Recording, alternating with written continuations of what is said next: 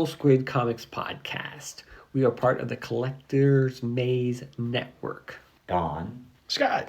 And Drew. All right, let's go, Scott. I read Grendel, War Child, and Devil's Odyssey.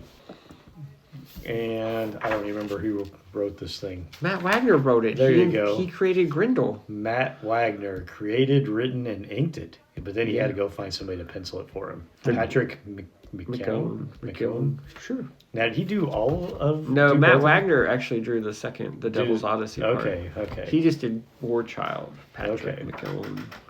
So War Child goes a good chunk of issues. I think it goes It's like like what, 10 almost issues. a dozen? Yeah, 10. That Yeah. sounds about right. And the overall gist of it is that there's this like post-apocalyptic society type of thing where there's like one person that's ruling the world. It's Grendel. No. It's It was some type of czar or something. Yeah. I don't even remember. Grendel's his bodyguard. Orion right-hand man. Assante. Yeah. And he was 50-year reign as world monarch. Now he ends up creating, they call him a Khan. That's what it is a lot of times. Yeah. But he has the Grendels, which are like his particular military force. Khan. But anyway, our world, leader dies, but he has two kids, but one of them that's really only a child, I guess, by blood relative, so to speak, which is his son. Okay. So, and then he's got a wife, but as of right now, it appears that the son's not quite old enough to really start the rule yet. So the wife is operating as what do they call him there? Basically, the substitute for whatever. Sure. Right? There's a term from Game of Thrones. I can't remember the term. Yeah, but anyway, so she's ruling. And while she's ruling, she's trying to keep the kids all locked up and hidden away, somewhat so that she can keep power, somewhat so that the kids are safe as well, because they're being that the fact that somebody's running the world, they could try to go kidnap or kill the kids or anything else. So she's trying to keep them hidden. And meanwhile, though, the boy does end up getting kidnapped by said Grendel. And this guy swears that he was told by the previous, world ruler here, Orion, to protect the child, and that he had to go basically get him and out of the situation that he was in, and he's now the child's protector. And so everybody's trying to chase down Grendel to get back the child, and try to stave off, try to prevent more of a world war happening, because there is lack of leadership, there. And so that's really what the first series of the first 10, the War Child, is really all about. Them on the run, him trying to protect them, people trying to chase them. It's the good old cat and mouse, and what I probably like Mandalorian and Grogu. Lone Wolf and Cub. Lone Wolf and Cub. Those type of tales like that. Yeah, it did seem like it was mostly just excuses to have a lot of action sequences. Like there wasn't, other than them being on the run in this world building, there wasn't a lot else really going on. Story wise. There's a lot of I really battle type things. Enjoyed it. And interesting world building things, of like New York being, this whole fogged area full of, probably radiation and things, and other areas that, have giant crocodiles, I think, and stuff. Yeah.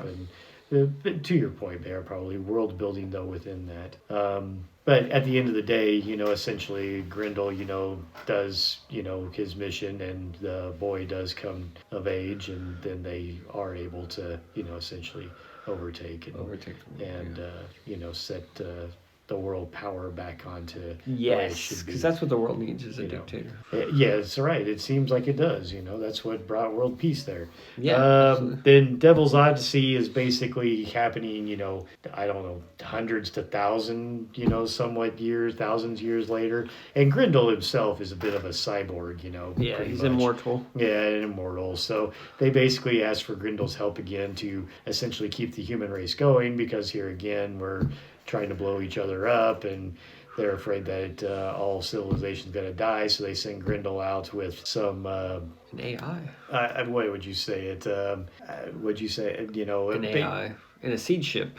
A seed ship. That's the thing. Yeah, that's what I was looking for. It was something there where it was basically the embryos and whatever of the Assante clan, so that they could go start somewhere else. And so he's going around, trying to find the different planets that could be suitable. And that's really what those whole things are, is just going from planet to planet and the issues that they have there. And to that one, I felt like it was more of an excuse to go, ooh, what kind of cool things can I draw? Really push on here, from the alien life forms and things. Yeah.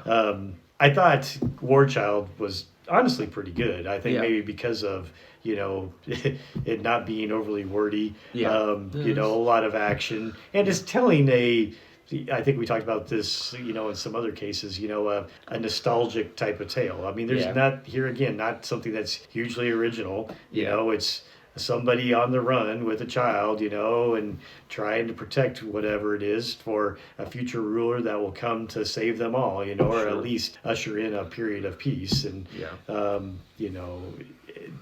while there's some twists and turns there, you never feel like there's never any like major twists, I guess I would say, as things go.